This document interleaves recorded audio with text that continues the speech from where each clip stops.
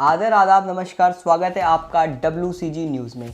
जुलाई महीने में मॉनसून सत्र से पहले फूटा पेगासस बम एक वक्त तक चर्चाओं का विषय बना हुआ था, लेकिन उसके बाद देश में और भी महत्वपूर्ण मुद्दे आ गए, जैसे कि आर्यन खान का इंटरनेशनल ड्रग्स कनेक्शन वगैरह, जिसके बाद और भी बहुत से ज़रूरी मुद्दे दबा दिए गए या उन्हें दबने दिया गया। मुद्दा महंगाई का नहीं, मैरिजुआना को बनाया गया, क्योंकि आर्यन खान के बड़े ड्रग्स पेडलर के साथ संपर्क साबित करने के बाद शायद देश से महंगाई चली जाएगी और उम्मीद है कि राम राज्य भी स्थापित हो जाएगा। खैर, मुद्दे पे वापस आते हैं।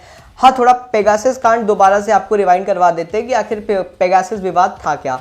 तो खोजी पत्रकारों के अंतर्राष्ट्रीय ग्रुप ने जुलाई में दावा किया कि इजरायली कंपनी NSO के जासूसी सॉफ्टवेयर पेगासस से 10 देशों में 50,000 लोगों की जासूसी हुई। भारत में भी 300 नाम सामने आए जिनके फोन की निगरानी की गई। इनमें सरकार में शामिल मंत्री, विपक्ष के नेता, पत्रकार, वकील, जज, कारोबारी अफसर, वैज्ञानिक और एक्टिविस्ट भी शामिल हैं।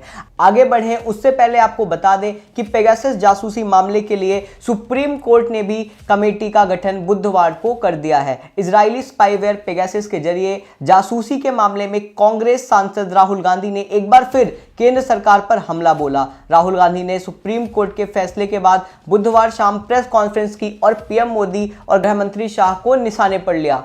राहुल ने पूछा कि क्या प्रधानमंत्री को जासूसी का डेटा मुहैया करवाया जा रहा था, इसे कौन और किसके लिए करवा रहा था, यह जांच का विषय है। राहुल गांधी ने आगे कहा कि सुप्रीम कोर्ट ने एक तरह से उनके सवालों पर मुहर लगाई है। उनकी माने तो उन्होंने जो पिछले संसद सत्र में इस मामले को लेकर जोरदार आवाज उठाई थी वो काम आ रही है। राहुल ने कहा कि अगर पेगासस का इस्तेमाल आतंक के खात्मे के लिए होता तो अलग बात थी, लेकिन प्रधानमंत्री अगर इसका इस्तेमाल निजी रूप से कर रहे हैं तो यह अपराध है। कर्नाटक की सरकार पेगासस का इस्तेमाल करके गिराई गई, ये गंभीर आरोप लगाया राहुल गांधी ने।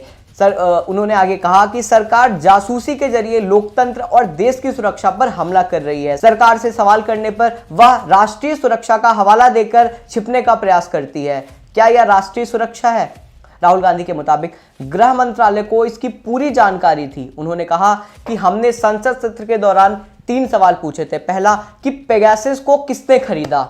दूसरा, इसे भारत कौन लाया? तीसरा, क्या इसका डेटा किसी और देश के पास भी है?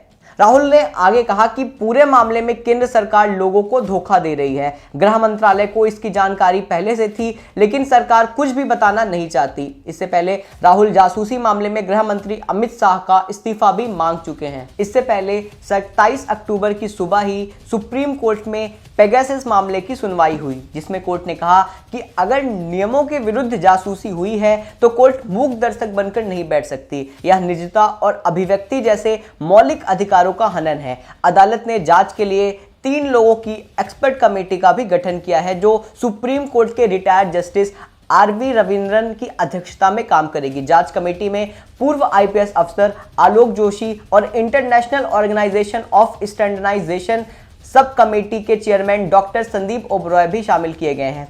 इसके साथ ही कोर्ट की तरफ से 3 सदस्यीय टेक्निकल कमेटी भी बनाई गई है। इसमें साइबर सिक्योरिटी और डिजिटल फॉरेंसिक के प्रोफेसर डॉक्टर नवीन कुमार चौधरी, इंजीनियरिंग के प्रोफेसर डॉक्टर प्रभाकरन पी और कंप्यूटर साइंस एंड इंजीनियरिंग के associate professor doctor Ashwin Anil Gumaste के नाम हैं। अब देखना होगा सुप्रीम कोर्ट की बनाई इन कमेटियों द्वारा क्या जांच के नतीजे सामने आते हैं। देश और दुनिया की बड़ी खबरों के लिए देखते रहिए WCG न्यूज़।